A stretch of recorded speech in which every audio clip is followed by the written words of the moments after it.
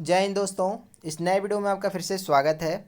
तो इस वीडियो में हम लोग देखने वाले हैं प्रोग्रामिंग यूजिंग सी। ठीक है, जो सी प्रोग्रामिंग आपका सब्जेक्ट है उसका मॉडल पेपर देखने वाले हैं जो प्रीवियस ईयर का है। ठीक है, प्रीवियस ईयर का जो मॉडल पेपर है उसको हम लोग देखने वाले हैं कि किस तरह से क्वेश्चन, किस टाइप के क्वेश्चन बीटीयूपी के द्वारा पूछा जाता है। ठीक है, तो बहुत ही इंपॉर्टेंट वीडियो होने वाला है। इससे एक चीज़ आपको कंफर्म हो जाएगा कि किस तरह के क्वेश्चन आपके एग्जाम में आने वाले हैं। ठीक है, तो उम्मीद करते हैं आप सबको वीडियो बहुत ही नॉलेजेबल होगा आपके एग्ज़ाम के पॉइंट ऑफ व्यू से। ठीक है, तो वीडियो को अपने दोस्तों के पास ज़रूर शेयर कीजिएगा ताकि उनका भी हेल्प हो सके। ठीक है, तो चलिए स्टार्ट करते हैं। देखते हैं जो पहला पार्ट है उसमें आपको 3 क्वेश्चन देखने को मिलेगा। इन 3 क्वेश्चन में से सिर्फ आपको 2 ही करना होता है। ठीक है, तो चलिए देखते हैं पहला क्वेश्चन आपसे क्या पूछा गया है।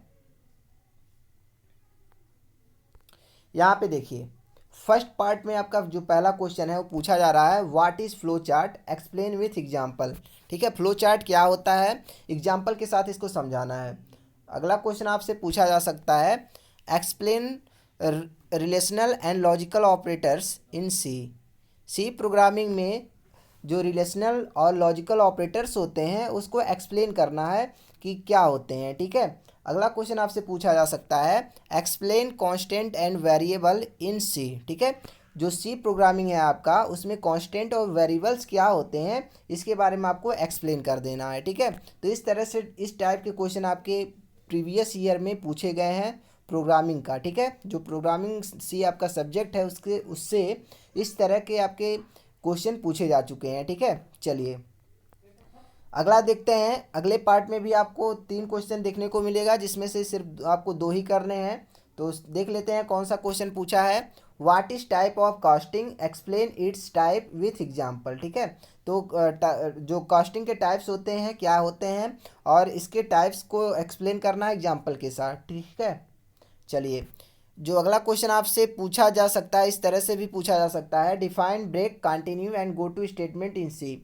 सी प्रोग्रामिंग में जो ब्रेक स्टेटमेंट होता है, कंटिन्यू स्टेटमेंट होता है या फिर गो टू स्टेटमेंट होता है, इसके बारे में आपको डिफाइन करना है, इसको एक्सप्लेन कर देना है।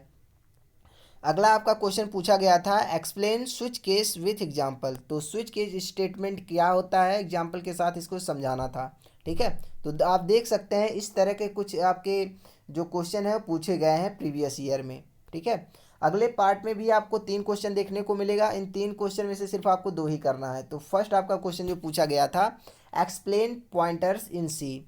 सी में जो पॉइंटर्स होते हैं, ठीक है, सी प्रोग्रामिंग जो पॉइंटर्स होते हैं उसको एक्सप्लेन करना है, डिफाइन करना है। ठीक है, अगला क्वेश्चन आपसे पूछा जग गया था पिछली बार write a C program to find largest of 3 numbers.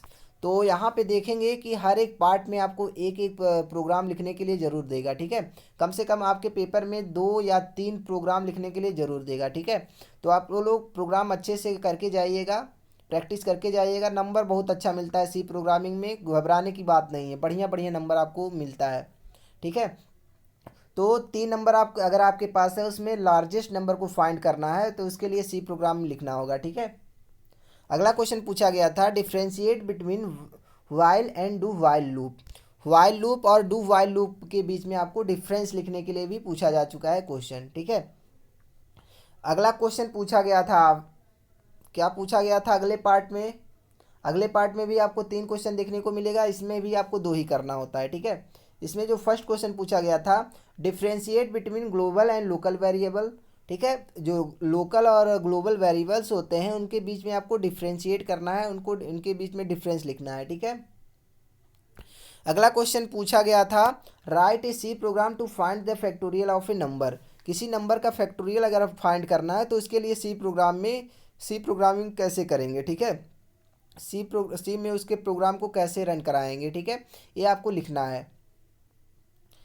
अगला differentiate between call by value and call by reference. ये आपका क्वेश्चन बहुत ही इंपॉर्टेंट है, ये हमेशा पूछा जाता है। कॉल बाय वैल्यू और कॉल बाय रेफरेंस आप लोग अच्छे से पढ़ के जाइएगा, इसमें से 1-2 क्वेश्चन जो हमेशा आते हैं। ठीक है, तो पिछली बार पूछा गया था कॉल बाय वैल्यू और कॉल बाय रेफरेंस में क्या डिफरेंसेस होते हैं इसके बारे में। ठीक है, चलिए अगला जो पार्ट है इसमें भी आपको 3 क्वेश्चन देखने को मिलेगा। 3 क्वेश्चन में से सिर्फ आपको 2 ही इसमें करने होते हैं। ठीक है, चलिए, इसमें जो पहला क्वेश्चन पूछा गया था, define array also explain single and multi dimensional array. ठीक है, तो डिफाइन करना है आपको एरे को एक्सप्लेन करना है, डिफाइन करना है, और इसके साथ साथ सिंगल और मल्टी डायमेंशनल जो एरे होता है क्या होता है इसके बारे में आपको एक्सप्लेन करना है। ठीक है, अगला क्वेश्चन आपसे पूछा गया था, प्रीवियस ईयर में पूछा गया था, एक्सप्लेन रिकल्सन विथ एग्जाम्पल। ठीक है, तो रिकल्सन क्या होता है एग्जाम्पल के साथ आपको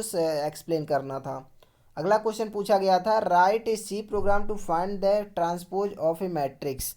तो जो आपके ट्रांसपोज होते हैं मैट्रिक्स के, उसको फाइंड करने के लिए प्रोग्राम लिखना था सी लैंग्वेज में। ठीक है, तो ये सारे आपके इस तरह के क्वेश्चन आपके प्रीवियस ईयर में पूछे जा चुके हैं, तो आप लोग देख लीजिएगा, इसी टाइप के क्वेश्चन आपके इस एग्ज़ाम में भी पूछे जाएंगे। ठीक है, बहुत कठिन सी प्रोग्रामिंग नहीं है, आप लोग बहुत अच्छे से लिखिएगा। ठीक है, बहुत अच्छा अच्छा नंबर इसमें मिलता है। तो चलिए मिलते हैं नेक्स्ट वीडियो में, तब तक खुश रहिए, मस्त रहिए, पढ़ते रहिए, और साथ ही साथ अपने एग्ज़ाम की भी जमकर तैयारी कीजिए। तो मिलते हैं नेक्स्ट वीडियो में। जय हिंद।